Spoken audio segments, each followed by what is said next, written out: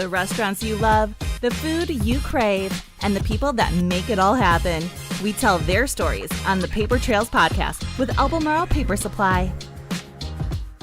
What's going on, guys? How are you? I am your host, Nick Calgaramitros, and this is the Paper Trails podcast, and we are on Season 3, Episode 17, and if you know Charlotte, you know where we're at. We are at Barcelona Wine Bar. I have my really good friend, my new friend, executive chef Karma Murillo. And so I am pumped to have you guys on. We met a couple weeks ago. And I don't know if hit it off is the right word, but great conversation, background stories, and I literally was like, time out, hold on. Stop saying any more of your stories. We got to get you guys, we got to get you on the pod. And so anyway, very excited. This is going to be an amazing episode. Just your background, the experience that you have, and then obviously one of the most well-known restaurants in Charlotte. You guys, bar none, have a reputation of amazing service, food, quality, the whole thing. So I haven't been here yet. I do need to come. But anyway, Karma, great. Appreciate you being on the pod. Absolutely. And so let's chat a little bit about your background, how you ended up as an executive chef here. So take us back. Where did it start? Tell us kind of the early days of food. Did you always like food? Did you always know you were going to kind of get in the food scene? Give us a little history.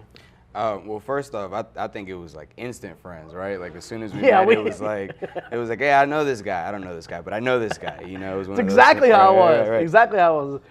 And you guys know how that is when you just meet certain people where it was just like, okay, yeah, we're brothers. It was like 5 minutes business, and then the rest was like, and it's like an hour conversation. I loved it. Yeah, it was awesome. I had nothing to do that day too, so I'm like, yeah, fuck it. Like the conversation was there. Sorry if I'm. You're good. You're good. Don't worry. Sweet. New York mouth's gonna come out. Well, food, I don't have like the typical background that everybody did. All respect to my mother, her food was not the best growing up, so it's not like I had the my much mother love, made. Mom. Much love. She's gonna swing on me when she sees me. It wasn't like a plethora of food. All this stuff. We grew up poor, so we didn't really have like nice ingredients or anything like that. My mother did the best that she could. In New York? Yeah, in New York. Born and raised up there? No, so I was born in Mexico. Okay. Right, I was raised half and half here in Charlotte, and then half in New York. Okay. Just because of family things, I was always back and forth. So I would spend 2 years there, 2 years here, 3 years, 1 year, like so on, just back and forth. My mother likes to say Southern manners, Northern attitude. Right, so I got the perfect mix. I'm very polite, but I will tell you to go get out of my face. Yeah. So, but food really just, I would call it a happy accident. Okay. I started just washing dishes, man. I just needed a job. I was trying to feed my kid. That's it. Okay. Right. And at the time, back when $10 an hour was a lot, I was bussing tables. I was 17 years old. I had an ankle monitor on my foot. Wasn't in the best of environments, obviously, growing up. And I heard dishwashers made $10 an hour. Sure. So I'm like, yo, let me get in there. And so from walking into the dish pit, that just kind of opened up the door for everything. Started watching all the mommies in prep, right? And then I heard that they make $12 over there. So then I taught myself how to make fried green tomatoes and cut potatoes and do all the batters and mixes and stuff like that just as help. And then once my boss would come around, I'm like, hey, maybe give me a couple prep shifts. And then that just spiraled upward, and I got into the kitchen and started off on fried just like anybody else, got my butt kicked, and I just started to build character in me, really. Really much enjoyed the food, really much enjoyed the different kinds of people.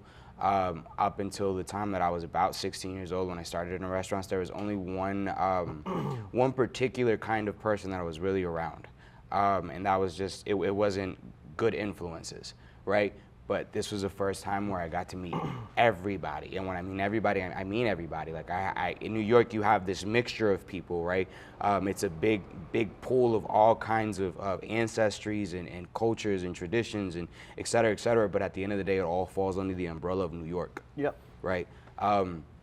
Where restaurants, you can have somebody that's Italian with the full, thick accent. You can have somebody that's Mexican, that's fresh from the mother country, just trying to feed their kids. And you can have the teenager that just needs a part-time job, right? Like, it's a mixture of people. And that's really, I say my love is more for the serving than it is really for food, right? Food came... as a byproduct. Exactly. Okay. Exactly. Food, teaching myself how to cook and teaching myself techniques and skills was not what I wanted. I didn't care about it, right? I didn't care about the food. I grew up poor, so I didn't know what truffles were, and I really didn't care about them. I didn't know what Wagyu beef was, and I knew I would never really want to make a Wagyu steak at home. Like, you know what I'm saying? Yeah. Like, I was cool with my ramen noodles with maybe a little shred of chicken in it, and that was it. So the rest of it was just byproducts of me trying to move up in position, trying to feed my family. Right, so then it went to, obviously, once again, dishwasher, prep cook, fry cook. Then I'm like, yo, Sauté's out here banging. He probably makes more, sous chef, et cetera, and that's what started it. And then once I became a sous chef. Which was pretty young? How old were you? Yeah, I was 18. I was And 18 years old. one more question about the serving thing. Have you always been interested in helping and serving people? Or is that something that maybe came along the way as maybe you've matured and understood humans and your fellow brother and sister? And I mean, is that, explain that a little bit, because it sounds like you use the vehicle of food and restaurants to be able to serve people and help people and go the extra mile for people. Is that right? Yes. So it very much was something that I had to learn to develop. Right. It was something that I had when I was younger. Right. Was that, like, compassion. Right. But as I got older, I'd say probably to the time I was like 7, 8 years old, right? Then a lot of stuff started hitting the fan in my family, started going through a lot of things just in the streets, got into a lot of bad situations, and that just ruined everything for me to want to help people, right? It was like, it built this mindset in me of just protect you and yours. That's it. Just handle yourself, right? And then when I got in the kitchen and I started realizing how that doesn't work in a team environment, right? And what that really means, right? So all of my family are affiliated, everybody, gang members, all of them, right? I was I think the second one outside of my younger brother to not get involved. That's why we ran away from New York. That's why it was back and forth. Gotcha. And so it was a different definition of family for me growing up, as well as helping, right, as well as assisting, as well as being compassionate. It was a completely different and misconstrued definition that I had growing up, Gotcha. right? So up until I was 8 years old, I had that innocence where it's like, well, you help others because they need the help, not for any other reason. They need the help, simple, right? And I'm sure you saw that in your mom as well, right? Like, I'm sure her love, her affection, her passion, her giving She was to you and your brother. You know what I'm a saying? self-sacrificing lady. That's awesome. That's and awesome. and that's honestly the root and the foundation and my biggest pillar for being a leader in the kitchen. In these restaurants and in my first restaurant, as I started moving up into Sauté, right? Like, that's the perfect environment. I moved up into Sauté where it's like, that's the pinnacle of line cooks, right? It's like, if you can bang out on Sauté on a Saturday and not sweat, not feel it, not get in the weeds, whatever, you can talk your shit, you can have your chest up, whatever, you can walk around like your shit doesn't stink, so it's like, cool. And once I got up there, I started seeing all the young bulls come in and they're trying to work on fry, they're trying to work on plancha, and I'm seeing kids who either have no kitchen experience at all, or they do, and for some reason they're not able to catch it here, right? And I would help them, right? And it would make me feel more of a leader when I would help than when I would condemn somebody like, oh, you screwed that up, or oh, your steak is overcooked, or oh, your station's messy. It made me feel more like a leader, and I started seeing this in and of itself. I didn't want to be. Right, when I first got my first sous chef position, I didn't want it. Like, I'm like, like, now I gotta take care of others. Like, I'm good. Like, my station, great. I know for a fact I put labels on my stuff. I know for a fact everything is organized and clean and my prep is up, whatever. Right, but now I gotta worry about old dude over there on fry who's sloppy and comes in stoned all the time. Like, I'm good. You know what I'm saying? I'm chilling. But the leaders that I had, luckily, and glory be to God, that they were leaders that knew how to talk to me, right? Like, and that's what kind of started my foundation in my communication, because I didn't know how to communicate, right? I was that saute cook that was grumpy all the time and just quiet. I just come in and that was it, right? Well, to your defense, Karma, it's not like they teach you communication in school, right? A lot of times we have to learn that through a mentor, through a parent, through somebody at work that has a leadership or management experience where you're like, you know what, hey, the best way to get what you want is not to say it like that.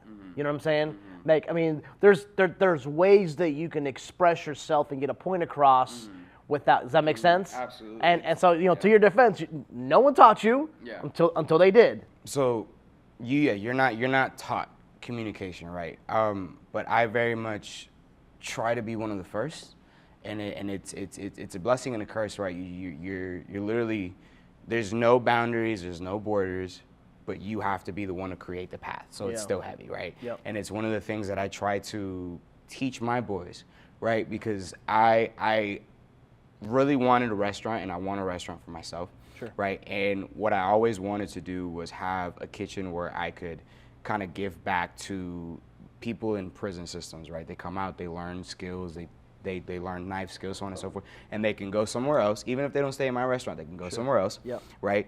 And they have these skills, and they can ask for more money. They have structure, they have maturity, they have communication, right? And there was like a couple weeks ago, right? I'm not saying like maybe exactly like 3 months ago, where I looked at my kitchen, I'm like, it's all a bunch of hood cats. Like, you know what I'm saying? Like, I'm lit, like it's a bunch of hood cats. Like, the way that they talk to me, I let them talk to me freely. Like, they'll talk to me in hood conversation and hood communication. They will tell me, they'll pull me aside, yo, you fucked up. And I'm like, you know what? Like, yeah, thank you for telling me. Like, now, and it's like, that's always one of the biggest struggles, I would say, in a kitchen, right? Or in any environment, and it's telling your higher up, hey, you fucked up, right? Because you think that they're gonna be like, oh, well, nah, I'm perfect, and I made that decision. No, I'll be like, damn, dude, my bad. Yeah, you're like, right. Right, you're right, yo, and just Saturday, we talked about this, right? I had a super busy Saturday, and I had an event right in the middle of the day, and I swore up and down that I planned enough for it, I organized up for it, and then come 2 o'clock when the event started, I needed their help. Right, on top of their prep, on top of the regular service they had to do, on top of everything else that I already require of them, right? And so I could see the frustration. I'm not even gonna hold you. They don't hide it from me, right? Doesn't matter how much they like me, how much they respect me. It doesn't matter. Like, if you get frustrated, you get frustrated, and I let them feel that, right? But what I'm trying to do, and what was never done for me, that I had to learn by playing operation and hitting those corners, right, was I see it and I go to them and I show them, like, you don't shy away from it. Exactly. I'll bring that bridge down myself, and you just got to walk over it. That's it, right? And I have one of my kitchen captains, and I could see he was frustrated, right? Because I was asking him for a lot, right? And when he came in, I didn't tell him that I was going to need his help.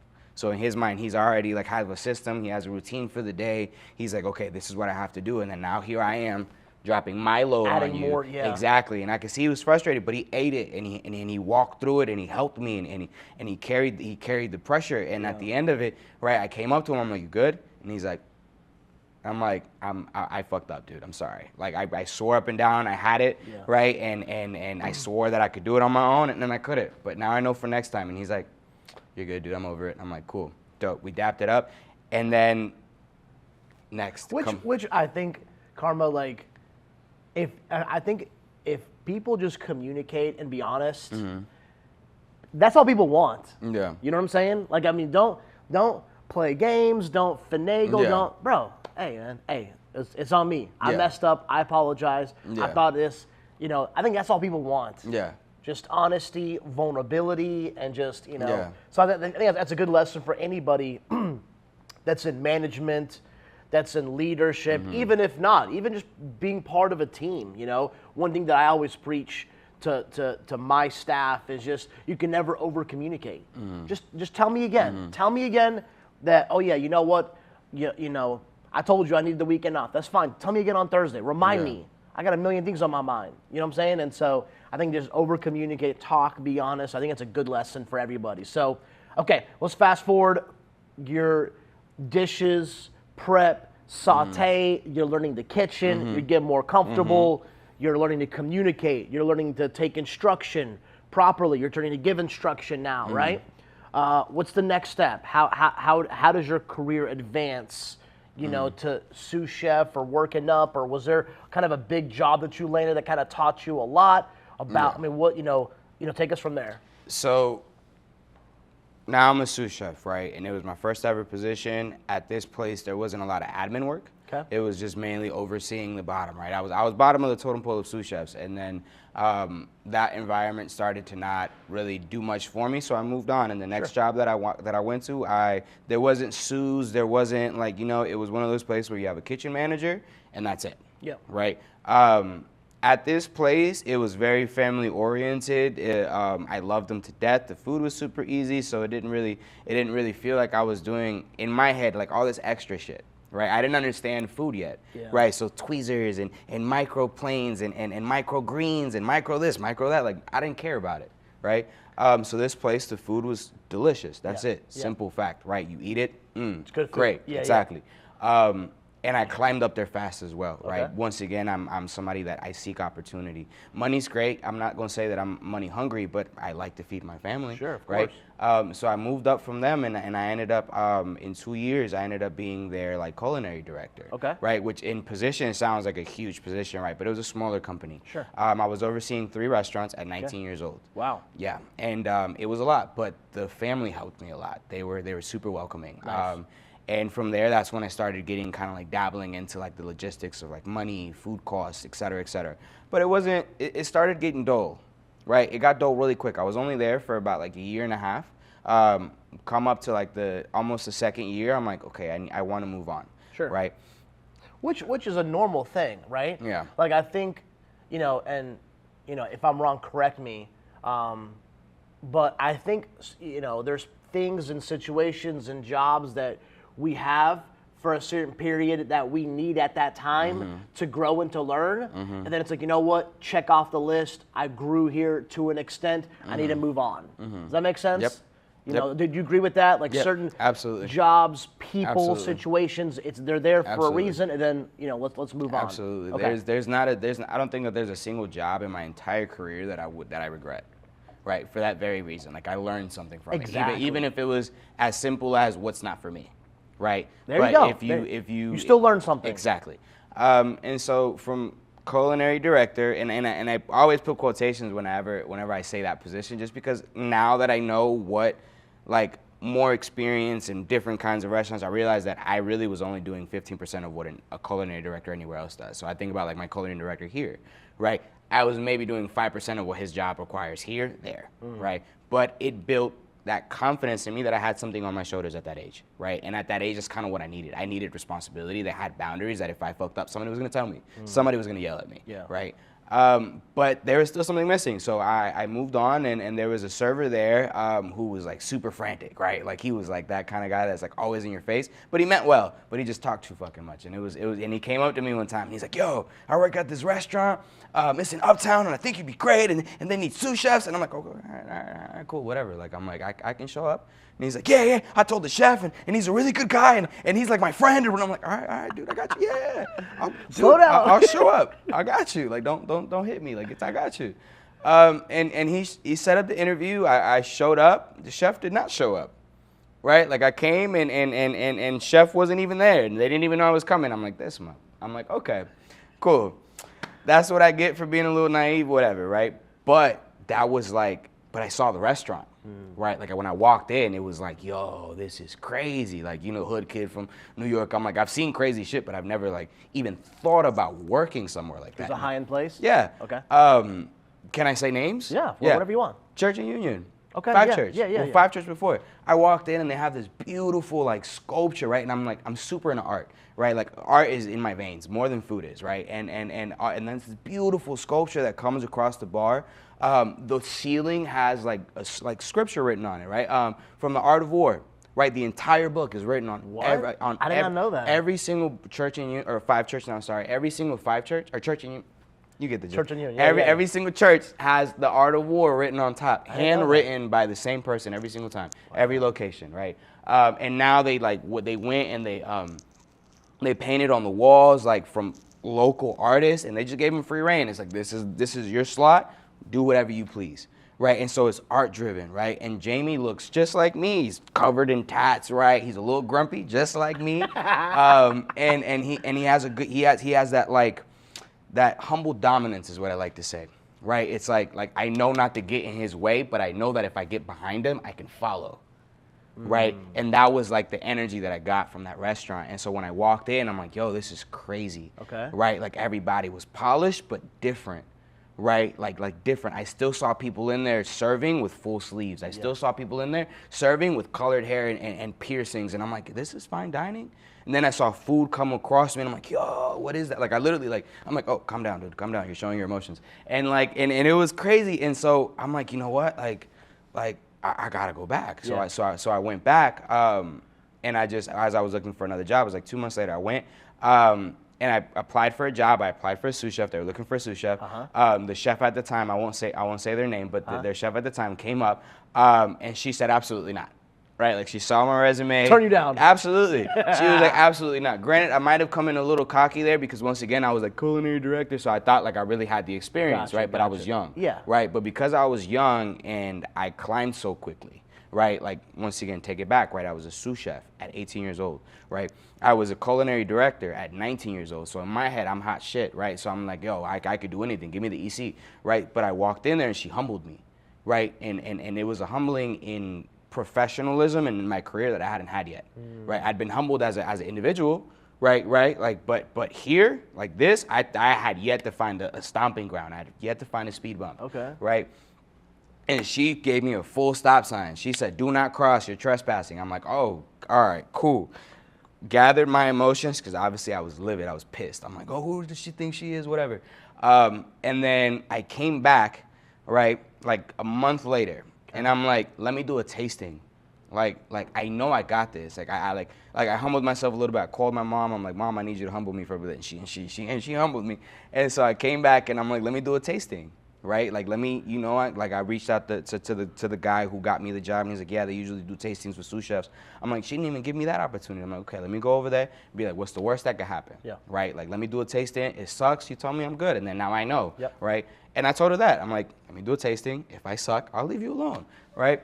So and lack of kitchen experience itself, like lack of technique and stuff like that, I made the meanest chicken and rice I could possibly make, right? For a fine dining restaurant, meanest chicken and rice. And I thought I like plated it perfectly. I cut the chicken on the bias. Once again, I thought it was hot shit. And she was like, I'm like, are you serious?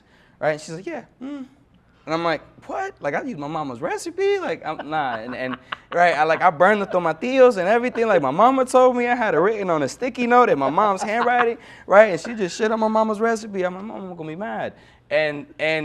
But I'm like, fuck. And then I saw the gap of like how much I had yet to experience, how much I had yet to learn, right? So I said, fuck it. Like I'm gonna humble myself. Like screw it, right?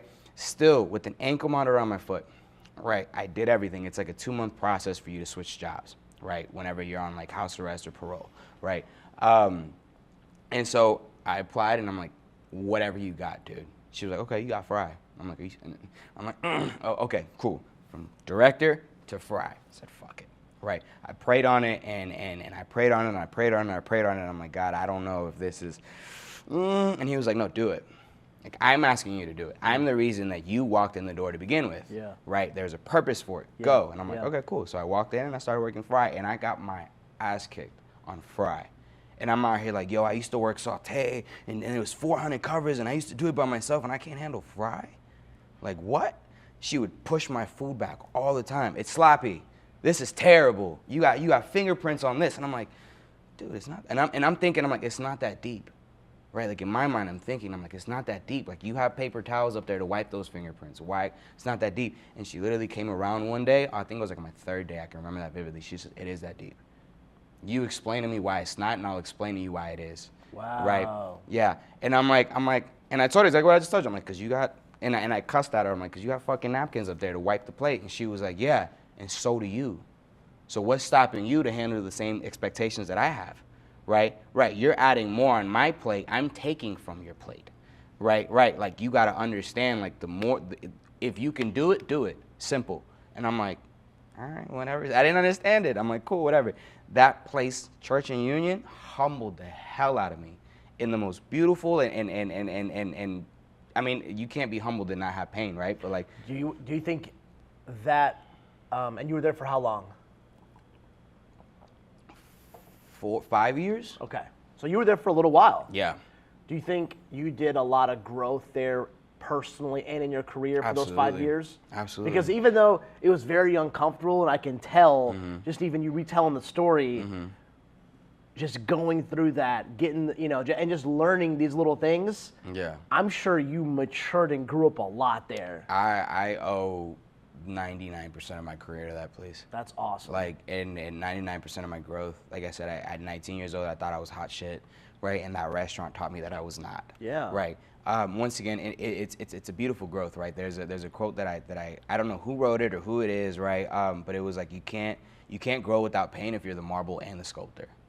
Right, you think about those things, right? Like, you have to break away those habits to build new ones. So you have to shed it off. And what are you shedding? From yourself, right? This place, I had to let go of anything I had done before, anything that I hoped to do, right? And it was just the now, every day, the now. And I had to do that while I was juggling my life, right? Once again, I had this ankle monitor on my foot, and every time that me and this chef beefed, right? My character at that time at 19 years old was like, yo, just fucking leave, just walk out, fuck this place, like leave, go, right? But I couldn't, because I had something on my foot that if I left, I'd go back to a life that I didn't want to go to. Gotcha. Right? So I had no choice but to endure it, right? And then as I'm good for you. I mean, exactly. But see, that's the detail that while I was there pissed me off. But now I thank God so much for it. Yes. Because if I didn't have that, I would have left. Yes. And then what would have happened? I would have been out here doing other things. I wouldn't have gotten to the place that I'm at now. I wouldn't have the character that I have now, because that place taught me, right, how to humble myself, right? If I'm like, you know what, I don't want to be yelled at today, so I'm going to do what the fuck she says just for the sake of not getting yelled at. And then I consistently did that until I realized the principle of why she wanted me to wipe the plate to begin with. Right? It's like it's a full surrender, right? And that full surrender is what also gave me the foundation into my faith, right? Like, you have to surrender to God. So it's a full surrender in this place. I fully surrendered and be like and went to Jamie, right? That first chef, they ended up getting fired, right? They didn't have the best communication, and then Jamie came back and he took over until the new EC came, and the new EC, his name is Sharif Shaki, and we'll get to him because he's my brother to death, man. But I went up to Jamie and I'm like, dude, like, I want this. Like, I don't know what this is. I'm not even gonna hold you.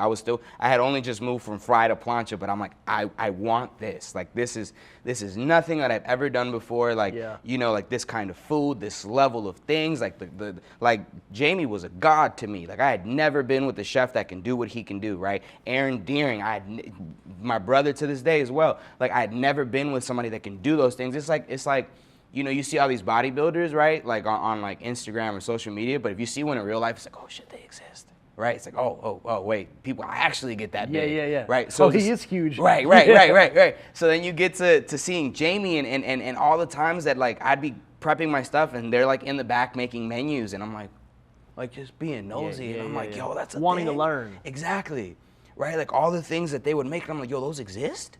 Right, he'd come up and like, these are razor clams, and I'm like, well, where's the razor? Like, you know what I'm saying? Like little stupid shit that I'm like, yo, I'm just a small kid from Harlem, bro. I've never seen this stuff, right? I don't know any of these things. I would have never ate this food, like, you know what I'm saying? But it's like, he'd go, and he'd take a vacation for like 2 weeks somewhere. Right, like, he'd go like to Charleston and stuff, and then he'd be like, yo, I ate these fish and they were super cool. And then he comes back, and then he brings me one whole fish, and then 2 hours later shows me the plate, and I'm like, how'd you get from here to there?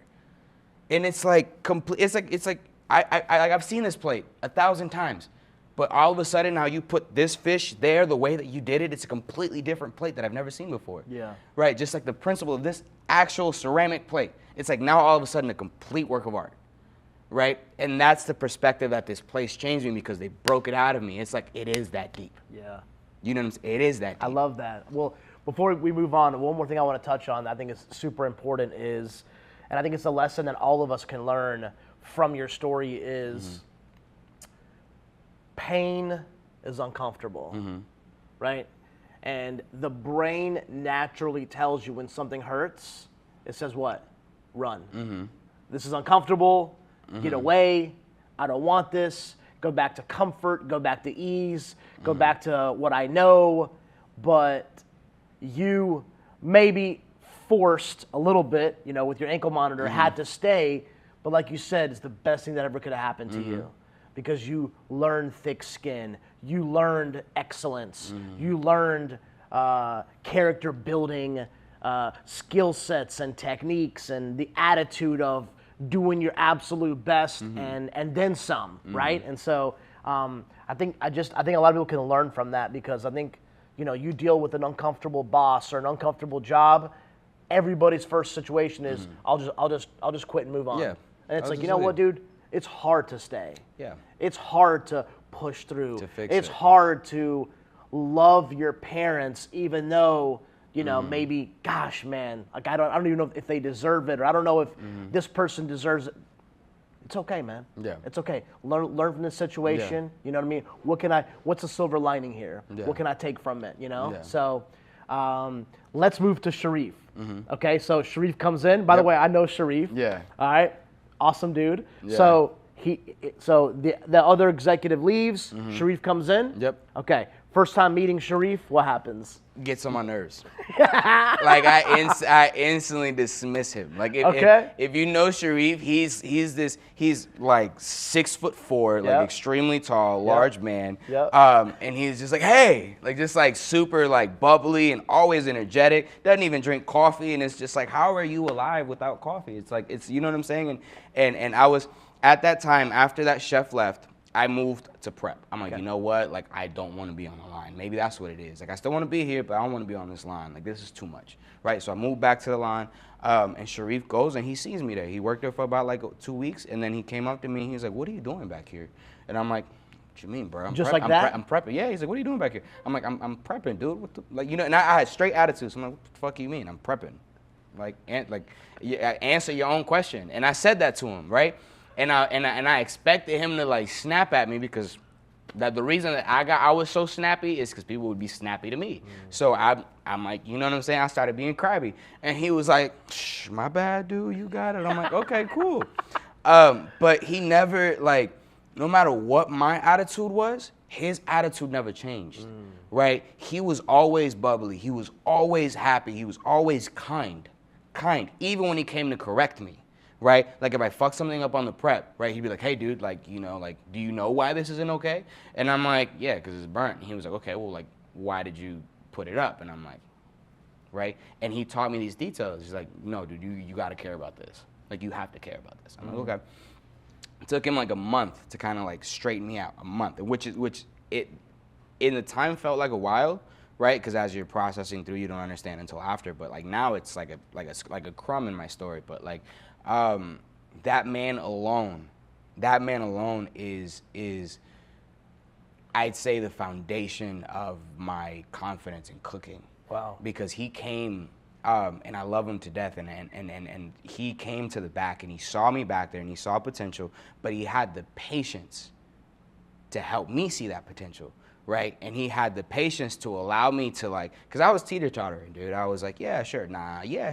Like, like, cool, I'll go back to the line. And he'd like, introduce me things. He showed me a couple plates, and he knew that whenever they were making something, right, I'd be nosy, and I'm out here like, what is that? Right? So, like, the chefs, right, they wouldn't let the line taste the food until, like, the food was being presented to them for them to learn how to put it out. No, Sharif would include me in their tastings. In the raw tastings, where they're still figuring out if it needs more acid, if it needs more salt, if it needs more, right? The crumbs and the vulnerability of a chef, right? Before my dish is ready for the audience, I'm showing you the backstage practice. That was Sharif. So that made me feel like I was included, right? Part of the team. Exactly. What a leader. Right, and that's what I'm saying, right? And he was willing to put his crumbs out, right? And there's times where I'd see him, right, and he'd give me something to taste, and he'd wait till I taste it first, and then I'd taste it, and then he'd be like, oh, that's gross.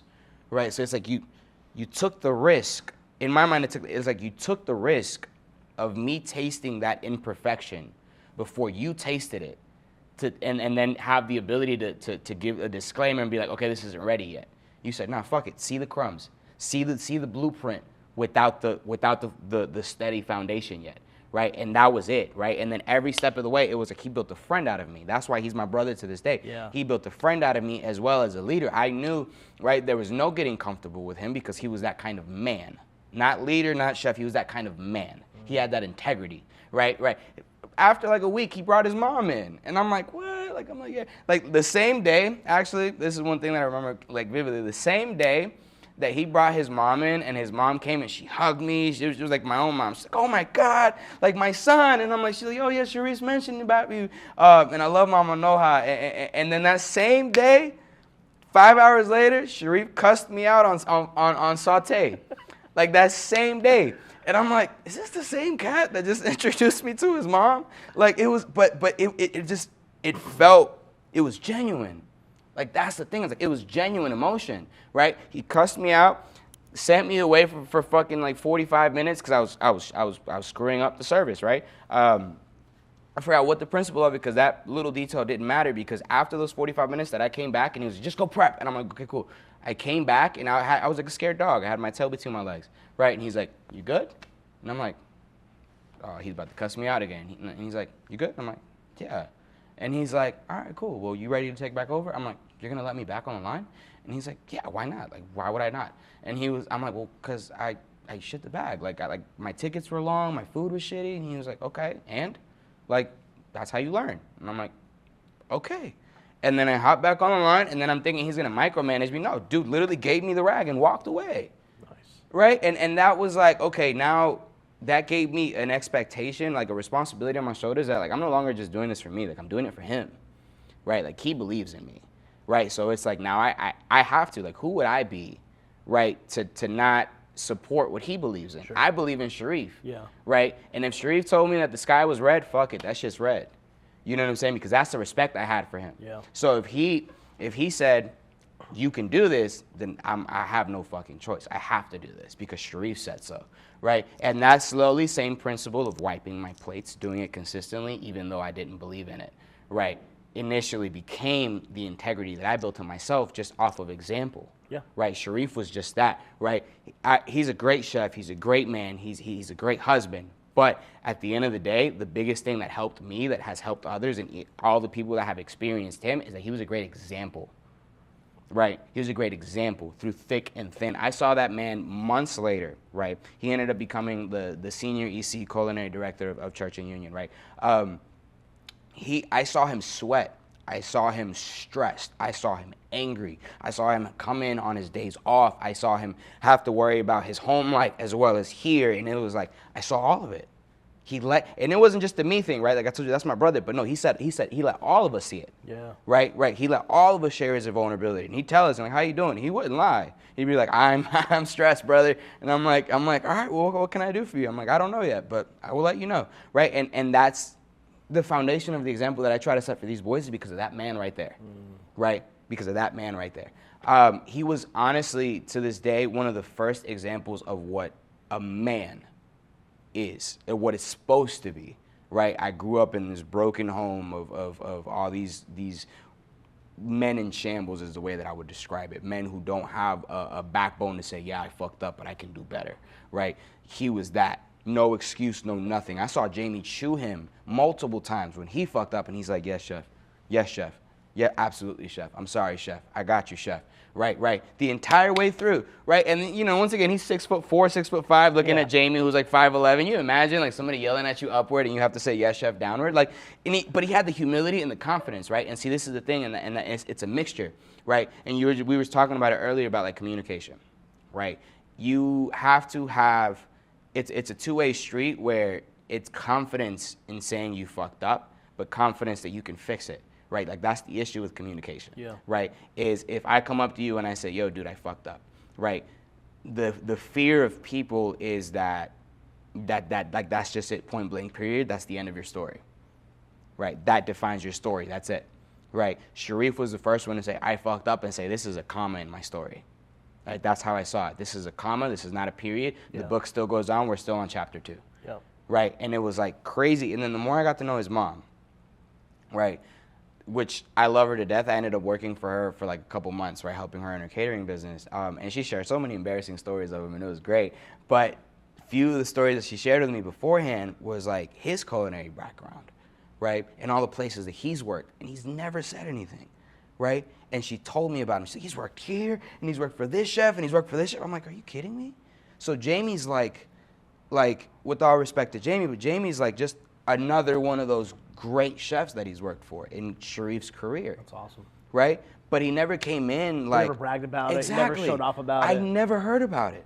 Right? And we talked about this when you came in to see me, right? I had never seen Sharif show off, like, on his food. Right? He'd make food that was phenomenal. Always. That man never missed. Right? But there was only a few times that I saw him where he showed out, like he gave it everything, his blood, skin, and tears, everything on the plate. Only a few times, and it was for the sake of others, right? It was like it was for the sake of others. You remember the story that I told you about the cooking competition? It was a little small cooking competition, like real small and intimate or whatever. And he came with me. He invited me out because he knew something I hadn't done before. And then we were losing. Like it was like tag team matches, right? It was me and him and a couple other people, right? And we were losing, and he saw I started getting bummed out because like it was my first ever competition. I didn't want to lose. Like we didn't need to get first place. Like I didn't have that kind of ego. But like at the same time, and I'm like, I also don't want to be last. Yeah, you're competitive. Like, right, you're competitive. I don't want to be last. Okay. Like you know what I'm saying? But he saw it in me. All right, without me saying anything, because I also didn't want to put that pressure on him, because I started thinking to myself, I'm like, maybe he's bummed out about it too, right? But then he was like, oh yeah, like as I saw, because there's certain things that you never see in him because he's so happy, right? But he said, okay, cool, fuck it. And then the next thing you know, I see him, and then he starts sweating, right? Like he's moving, and he's like literally moving me around, right? He's like, you go here, you go there, and I'm like, okay, all right, cool, right? And then I'm seeing what he's doing, I'm like, wait, what is that? What is that? And it's like I completely forget about the competition because he's like doing all these cool things that, once again, I've never seen before, like 3 ingredients. And I'm like, yo, what? You don't need a fucking $10,000 oven for that? And he's like, no. And he's just cooking and moving. And then we presented it and we got second place. Nice. Right? Like it was like, but I saw him and he looked at me when we got second place. Like he's like, you did that, chef? And I'm like, me? No.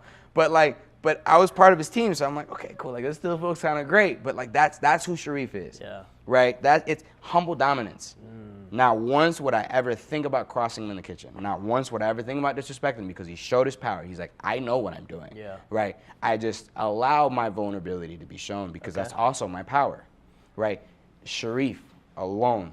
Right? I'm not gonna say just alone because there's many memorable people. Yeah, of course. Right? Of course. But Sharif is really one of the people that to the day that I die, I will never stop talking about. And I think I mean, listen, I think you're fortunate to have somebody like that. Absolutely. Hopefully everybody has some like a Sharif in their life that can turn, I guess in our case, boys into men. Just showing you what a man's man is like, about respect and humbleness and admitting your faults and shortcomings and showing up when you have to. And so I love that. Okay, so 5 years, church and union, first chef leaves, Sharif comes in, teaches you, humbles you. Jamie, you see the whole dynamic, how much he cares, the team. Where does your career go from there? So after church and union, I just started feeling like I wanted to learn more, right? Sure. Like that was the opening to my path where I'm like, okay, like there exists more than just. You learned a ton. Exactly. And now it's like, so all right, spread my wings a little bit. Okay. So now it's like, now I want to work in different environments with different food and experience different kinds of Jamies and Sharifs, right? Because Jamie's a phenomenal chef, right? But there's also other phenomenal chefs out there that's worth learning from. Sure. So I started moving and the first couple months, I'll be honest with you, weren't the best because you go from somewhere that has high prestige, but also I held it at such high regard, right? That it's like, okay, well, where do I go from here, right? So I started bouncing back and forth, right, between Charlotte and New York, and there's a couple places in New York that I started working in because of Sharif as well, right? Like he was like, you going up there? I'm like, yeah. And he's like, what are you gonna do? I'm like, I'm gonna stay up there with my mom and my grandma for a couple months, and they're like, okay, cool. Worked at a couple sandwich shops, so on and so forth, but then Sharif hooked me up with this pathway for 11 Madison Park, right? It was just a stage. It was just like 7 months, I believe, 7 months of working in this environment. It was with Chef Daniel Hum, right? He was the owner. He had just taken over. He took over, I think, in like 2011. We had talked about this before. Yes. But I went back, and as I was looking through my pictures, I'm like, oh wait, it wasn't Chef Will, it was Chef Daniel, right? Chef Daniel was the one that was there. And I staged there for about 6 months, 7 months, right? And it was a whole new construct of understanding. It was, once again, throw everything away and start from scratch. Okay, if people don't know what 11 Madison Park is, give me 20 seconds real fast, because I know, but people may not know. Tell them what kind of restaurant this is. It's magic. It's pure, sheer, utter magic. It's sci-fi. It's things that aren't meant to exist. It's a level of perfection that requires like full surrender, right? Like every single person in that building believed in that restaurant. Like down from the bussers that were polishing silverware, they believed in not having a speck on that fork. Right, they knew the importance of it, down to the dishwashers of how everything was stacked and plated and dried, and they believed in every single process of it. Right, that was because of the way that Chef Daniel ran it. Right, like you didn't just believe in the restaurant, you believed in him. Right, so if he believed in, if he had certain habits of like, you know, like things got to be exactly like this, right, you would respect it because it's what he wants. Right, and so it was just this big uniform of everybody committed, and it's something, and it's one of the things that I've never seen before in many restaurants, because every restaurant has that one person that's just here for a paycheck. Yeah. Right. But when you get to that level of fine dining, right, a lot of people don't understand that realistically you don't make that much money. Like fine dining pays boo-boo, right? Like, but the experience you get is the sacrifice that makes it worth it. So it's like 3 Michelin star. Like, I don't know if it's still, but at one point, the #1 restaurant in the world. In the world. Like, think about how many, I mean, that is, even saying that sounds absolutely absurd. But I mean, right? Like, that doesn't, I don't know, like, to me, that's like, there's so many restaurants in Charlotte, North Carolina, the United States, the world. So, I don't know. Like, that's imposter syndrome is crazy. You know, when I started working there, I was there for about 2 weeks, and I'm a poet. I write poetry. Art is one of my like biggest things. My grandmother told me, she's like, just write, like every single day, write something. So I have a small little notebook. It's not finished, but like a small little notebook of every single experience that I had every single day, right? In those 7 months that I worked there, because I was just in disbelief. Like every day I was just in disbelief. I very much blacked out every single moment from before clocking in and after clocking in. I was a zombie outside of these 4 walls, right? Not for a negative reason, but because it was so magical in here that it made you forget that anything else existed. Right? It was one of those things. It's like I'm so humble to be here. I'm so like, I don't deserve this. I'm out here like, fuck, I'm not supposed to be here. You're not supposed to look like me and be in this place. Like, you're not supposed to come from where I come from, right? Section 8 housing and gang member families and be here. Right. I go home and I have to walk through a crowd of hood motherfuckers that probably got guns and pistols in their pockets just to get in my building, right? To come to this place tomorrow at 8 a.m. and peel mushrooms. Like, you know what I'm saying? Like that, those two things aren't supposed to come together. Yeah. Right. But Sharif knew a guy that knew a guy that knew a guy, and that's how it went. All right. So let's talk a little bit about that experience real fast. 7 months, you're there. What are some things that stand out to you to this day? And what year was this? It was, I would say, I think like 2021, 2020. Oh, so it was just a couple of years ago. Yeah. Oh, for some reason I thought it was like 10 years ago. Yeah, no, okay. I worked at, I'm young, dude. I'm 26. Okay, so just 3-4 years ago.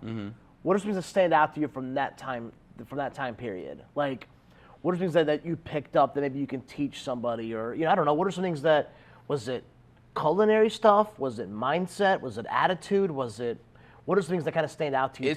It's a mixture of all of it, right? So what I would say is, just slightly backtracking, right?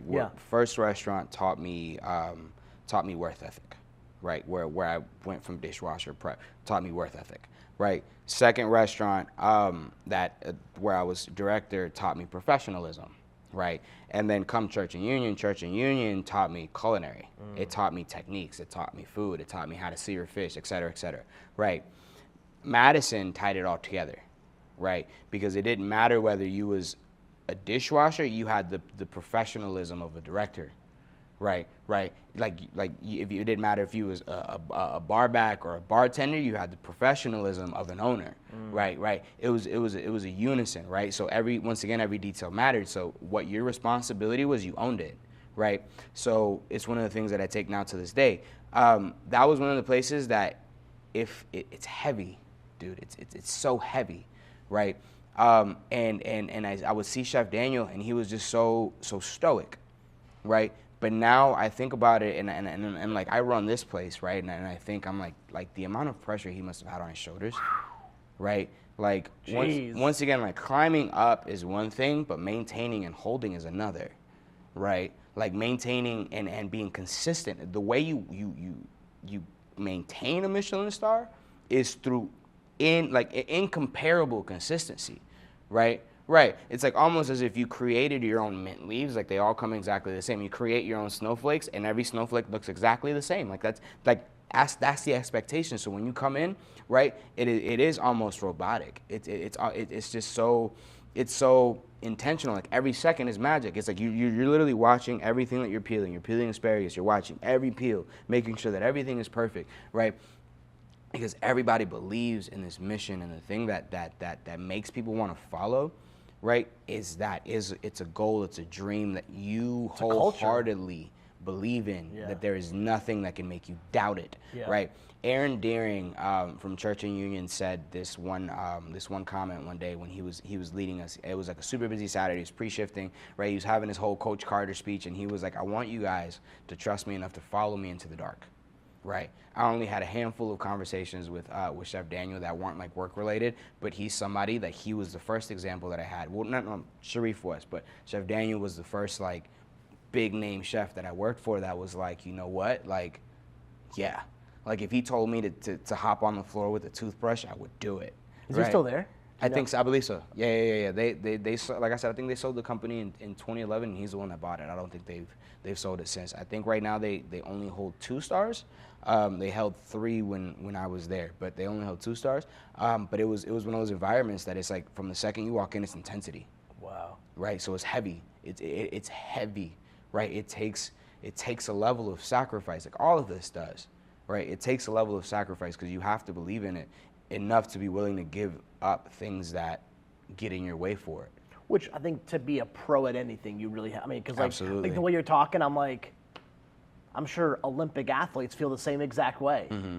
You know what I mean? Mm-hmm. Like Michael Phelps when he was going through, like I bet he did the same. Mm-hmm. You know, whoever you fill in the blank, any of these great people, you give everything that you believe in it, the cause, the mission, the culture, the whole thing. So okay. So 7 months, you're learning, everything's being brought together, professionalism, work ethic, culinary. How do you end up here? How do you end up at Barcelona? Let's kind of fast forward a little bit and talk about where you're at, what you're doing, the exciting things that you're doing here in Charlotte.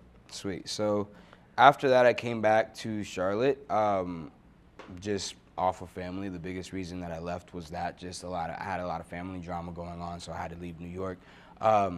And I came back to Charlotte, and I felt kind of closed off from the world, right? Like I had major PPD, post-party depression. It was just nothing made sense anymore. It was cold for a second, right? I came back and I just started working as a line cook, right? I'm like, you know what? Like I'm cool, and I just needed to keep my head down and be invisible for a while, and did that. Did a lot of healing, went through therapy, and that's really what got me into wanting to be a leader again, right? Because like, like the last thing I want to do, just like it is like being a father, the last thing you want to do is share your traumas with them, right? So the last thing I wanted to do was become a leader and then do the same thing that the first chef at Church and Union did to me, right? Like I wanted to empower somebody.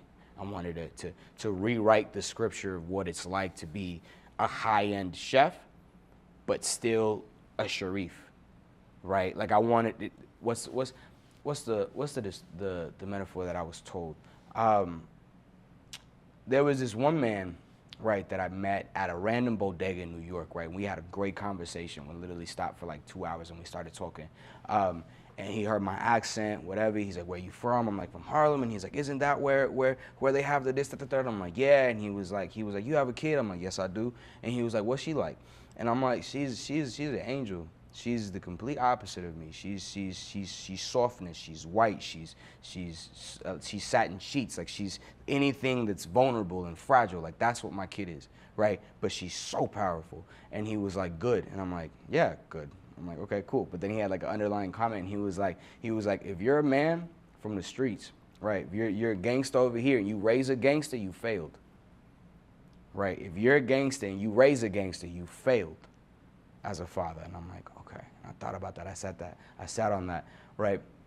And I carried it with me. And then one moment when I came back from Madison, and I'm like, if I want to be who I want to be, and I want to be this chef that still can do highly renowned things, not for the sake of my own glory, but just for the sake of having a life that experienced all these things, right? Then I also want to be a chef that maneuvers it in my own language. So now I have to figure out what my language is. So I went back to the beginning, and I went back to line cooking, right? Worked 2 jobs again, right? Morning prep, PM at a completely different place on the line, right? Humbled myself again and went through it again, right? Started the process again. That landed me a job at Para, right over here at the job, across the street with Jigs. Jigs is a phenomenal owner. Ricky and all of them, I love them to death. And it was a beautiful environment, right? And they were owners and managers that were like probably like the dream of any like chef, right? Because they were like, whatever you want, here it is, right? But they believed in me. Now, don't get me wrong, they didn't do that with everybody, and I didn't notice that until I left. But I had so much drive and passion. I had after line cooking, I had so many ideas. I had a whole pocket. You were recharged. Right, exactly. I had a pocket full of magic that I wanted to just throw out, right? And they're like, cool, and they saw that, so they hired me there as a sous chef. I applied as a sous chef. And I'm like, so what's the concept of the restaurant? Like, what? They're like, dude, whatever, just make it good. I'm like, are you serious? And they're like, yeah. So then I started kind of playing around and like kind of testing their boundaries, right? I'd make some Spanish stuff. I'd make some Italian stuff. I made some South African food, and like trying to find out. And I'm like, yeah, whatever, as long as it tastes good, just make it tapas, like small plates. I'm like, yo, this is awesome, right? So here I am, literally just cooking to my heart's content. I was changing the menu like every other week. Like it was great. I was just flourishing. It was awesome. And then Charlotte itself got really toxic for me. Went through a breakup, and I just wanted to run from Charlotte, right? But I didn't want to run to New York, because New York, I felt like I needed a fresh start, like completely clean slate, right? So one of my old friends who worked at Church and Union, she had just moved back to Philly, right? And she worked for this company called Barcelona Wine Bar. Right. Started praying to God. I'm like, listen, like I'm not trying to test your power and your will for me, but if you put an opportunity for me in front of me, I will leap. Whatever it is that I have to sacrifice, however fast, like whatever it is, I will trust you. I will take this leap of faith. Right. And then something in me called me to go on Indeed. An hour later, I found Barcelona Wine Bar in Philly. I reached out to her. I'm like, hey, is this the one you work at? She's like, yeah, cool. Filled out the application. They called me the next day. Right? I filled out one application, that's it. Right? I knew nothing about Philly. I knew nobody in Philly. I had no friends up there. I'd never been. I'd never seen the culture, nothing, nada. All I know is Meek Mill, that's it, Philly. right, nothing else. You know what I'm saying? Yeah. And so I'm like, cool. I applied. I came in here, this specific location, this specific restaurant. I came in here. I did a tasting. Did a stage here at this specific space where we're sitting at right now. Okay. And I stayed here for a whole Saturday night. Like I came in and my tasting was only supposed to be from like, I think it was like 11 a.m. to like 2, right? At 2 hours to like come up with a couple dishes, whatever, right? But then the chef that was here, he was like, you want to stay through service? I'm like, fuck yeah. And so I stayed, right? That's kind of cool. Yeah, it was pretty sweet. He was a dickhead too, and he liked nobody. So the fact that he told me to stay, everybody's like he asked you to stay? And I'm like, yeah. And they're like, no way. And I'm like, yeah. And like here he is, he's laughing. I'm like, we've never heard him laugh. I'm like, you serious? He's pretty fucking cool. Like what? And so yeah, so I stayed through service, and I'm literally working on this line with a bunch of fucking pirates, and I'm like, all right, this is pretty fucking cool. Like they're all different, right? Like you got a little kid over here from the suburbs that's like fresh out of culinary school. You got this kid over here that smells like straight cigarettes, and like it's like this is awesome. And he's literally just banging it out on plancha like it's nothing. And I'm looking at it, right? And the concept of this restaurant is insane. Like it's crazy, right? 30 tapas, right? 30 dishes. Like I come from fine dining where it's like you course out meals, right? You have like maybe 5 appetizers, like 6 large plates, right? And then a couple desserts, right? And then you course it out, great, right? But there's enough repetition in it to the point where you memorize it like the back of your hand. There's 30 tapas here, right? It's like, yo, this is insane, right? And I walk and I'm literally asking all the questions and stuff like that. And I asked this kid who was on plancha, and I'm like, what do you have down here? He opens this drawer and there's like 12 different kinds of proteins underneath. And I'm like, yo, what the fuck is this? I'm like, oh, like it intimidated me for a second. I'm like, oh fuck. Like if I had to work this station, I'd probably fail. Like what? Like and thinking about that, like coming from my experience, coming from where I'm at, it's crazy. I'm like, yo, this is awesome. What? Like yeah. And he's just walking me through all like I think he out of the 30, he alone I think had 12. Right? So I'm thinking, I'm like, 12 dishes is crazy. Like back when we were working at other places, like you would only maneuver like a few items. Like at Madison, right? They split everything so differently because of the fact that you want perfection. So one person does 2 sauces that goes on one dish. And then one person only does fish. One person only does meats, right? And that is it. Right. And it's and that's what you do to achieve that level of perfection, right? It's like just repeat. Yeah. Until it's engraved in you on how to make a beurre blanc, on how to make a rouge, like all this, that, the third, right? To the point where you will not fail because it's so ingrained in you. Second nature. Yeah, you could close your eyes and know exactly where everything's at, right? But here, it was like, yo, no, the menu changes 4 times a year, completely, right? Seasonality, right? You throw everything away and you start over, right? There's a couple items that stay on there, like core items or whatever, but like the rest of it, you throw everything away and you start over, right? And it felt like pressure. Like, I don't know. Like, I'm like, this is a lot. But it was like the kind of pressure that you want to run at and be like, yeah, I'm going to fuck that up a little bit. But like, once I get it, like that's it. Right? And so I applied here. Chris, he talked highly of me. Right? Enough to the point where the regional director, he called me the next day and he was like, yeah, this dude doesn't like anybody and he liked you. So like, you got it. Impressive. Like you just got it. We have a conversation with you with the GM of Philly, and then we should be good to go. Me and her had a conversation, and it felt like I was talking to a friend. Right? We spoke for like an hour and a half. Right? The interview was only supposed to be 15 minutes. We spoke for like an hour and a half. Right? And then instantly this place felt like home. I'm like, okay, cool. I guess it's dope. Right? Here I am off to Philly, you know, just like Fresh Prince of Bel-Air. Here I go, and it was my first ever experience. It was beautiful. It was such a city of art. And you were there for how long? Only a year. Okay. Only a year. I would have loved to be there longer, but after my year there, I left Barcelona because I started itching again. Right, this place brought out a hunger for culinary again, right? And I'm like, you know what? I want to do this again. I want to go back into like fine dining. I want to go back into like deep like culinary culture. Not that this place doesn't have that, but I'm like, cool. So I left here respectfully. I'm like, you know, guys, I want to go continue my career somewhere else. Like this has been great, and it did everything that I wanted it and more, right? And so I left, and in Philly, I went and I started working at this place called Fork for Ellen Yin. She's one of the like top 25 like entrepreneurs, chef entrepreneurs in the world. Okay. Right. She owns this restaurant called Fork. They had like 4 James Beard Award-winning restaurants, and they're going for their Michelin star. Small restaurant, very basic food. I don't know if so boring. I was bored. Yeah. Right. This place, once again, I worked with pirates.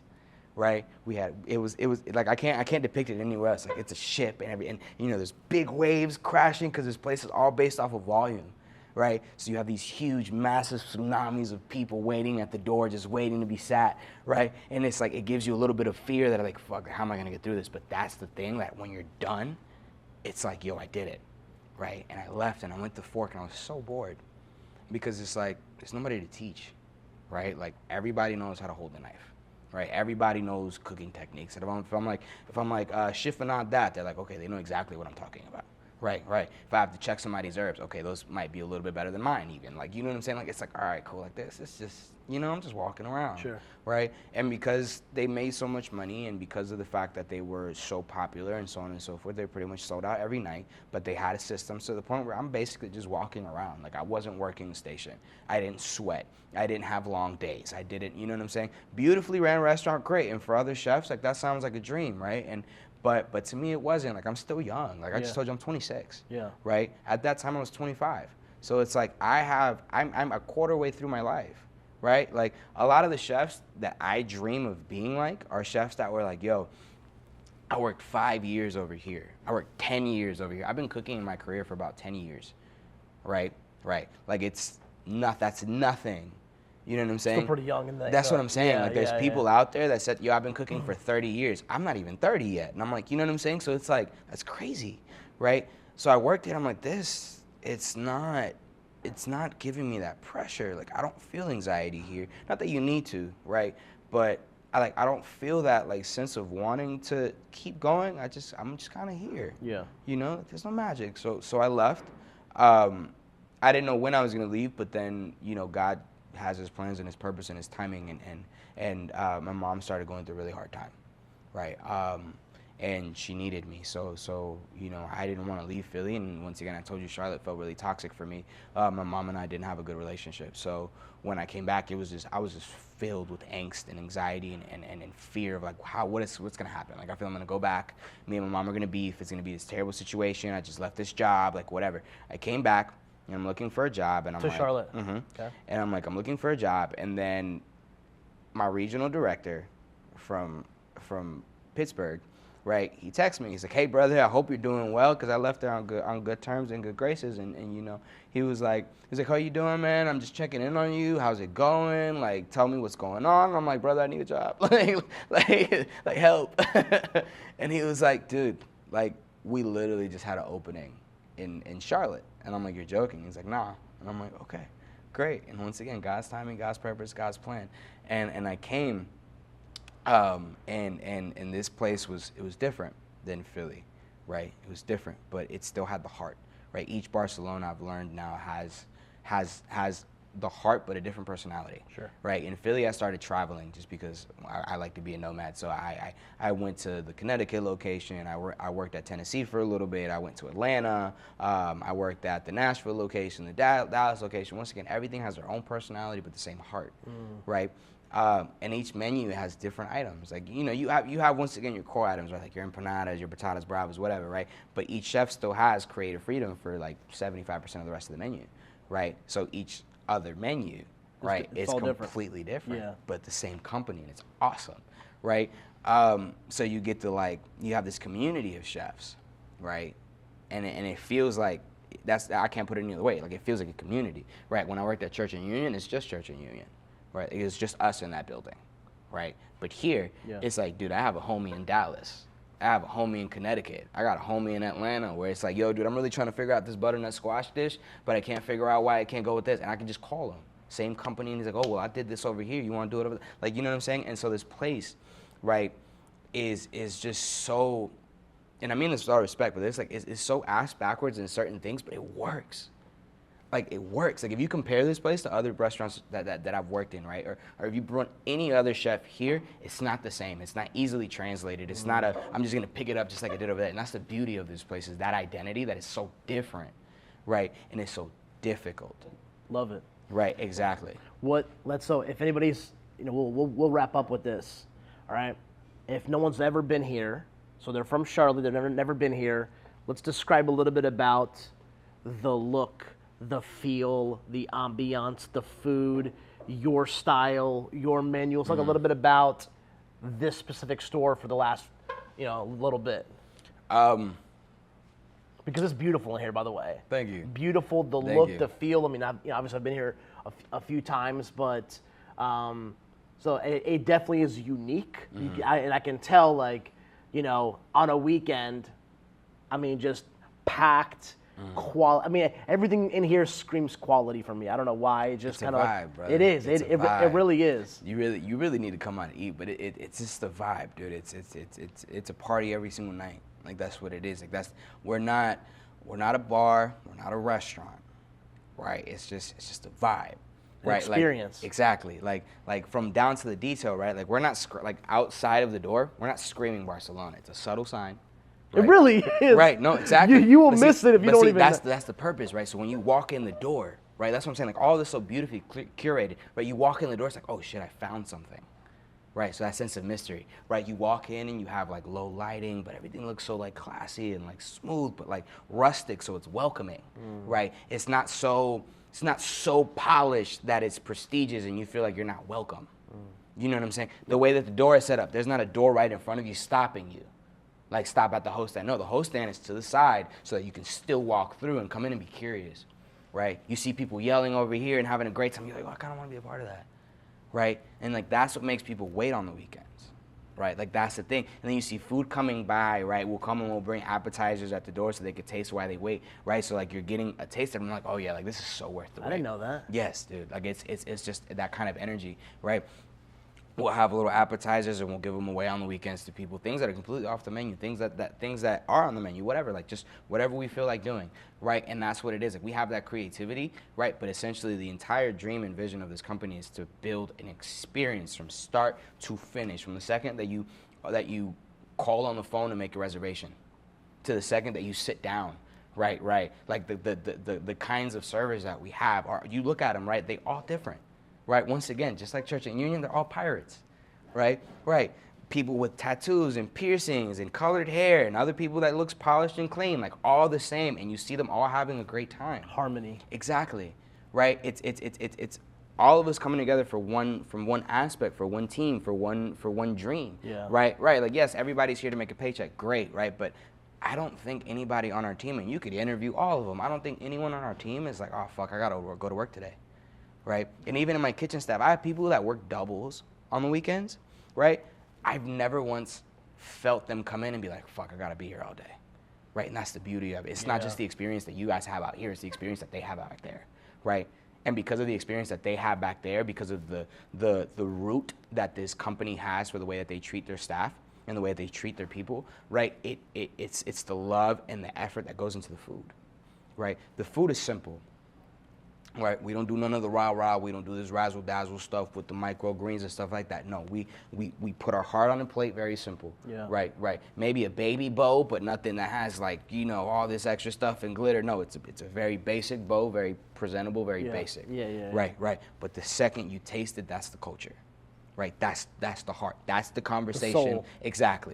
Exactly. And it makes it welcoming for everybody. Anytime that I interview anybody, right, for whatever, for a kitchen position, whatever, I tell them the what they're walking into, right? I'm like, we are self-sacrificing, right? We will do anything and everything for the experience of these people, right? If that's not something that you want, then this is where you're here, right? Yeah. If we over here, same level of fine dining that they would do anywhere else, right? Where if I hear a little girl say that she wants ice cream and I don't have ice cream, Jenny's is right there and I'll go grab her a fucking cup. You know what I'm saying? And I'll put it on a dish and I'll come bring it to her. That's that 11 Madison kind That's what I'm saying. Right. And that's the beauty of this restaurant, right? Yeah.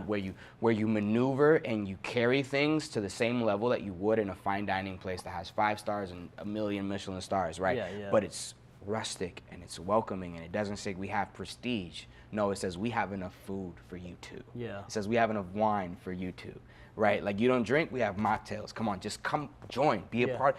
Come and add your vibe here. You know, that's what this place is. Bro, I don't know how else to describe. That was such a phenomenal way to describe. I feel like I've eaten here and I haven't even eaten here, right? Because I genuinely understand and feel what you're explaining and what you're conveying. And you know what? Kudos to you for helping create a culture like that, right? Because, you know, one person can't create a culture, but you can cast a vision and have everybody help kind of pitch into that. Does that make sense? So, any last thoughts? No, sir. I appreciate it. Listen, if you guys have not been to Barcelona Wine Bar, and I'm saying this to myself because I need to come, man, I cannot wait for you guys to learn and see and share this experience because it definitely sounds like an experience. It sounds like people here ready to serve and help and just create a really amazing ambiance and dinner for you guys. And so anyway, Chef, I appreciate you, man. brother. What a story, bro. Thank you. I think the reason why I love your story so much is because of the dynamic. You know, when you were explaining you going to 11 Madison and, you know, at your house and going through the thugs in the alley and I shouldn't be, you know, going here and peeling the mushrooms. And I'm like, but you know what? Like, yeah, dude, like that's everybody. I mean, I think everybody at some level can relate to that, right? Like, you know, doesn't matter where you come from, doesn't matter, you know, the things that have happened in your life.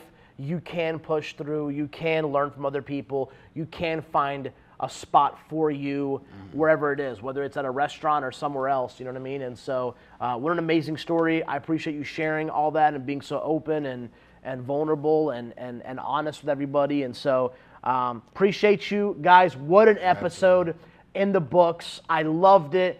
Check it out. Full episode on YouTube or Spotify or Apple Podcasts. Subscribe. And we have much, much more episodes to come. Can't wait. And we'll see you guys in the next episode. Thank you.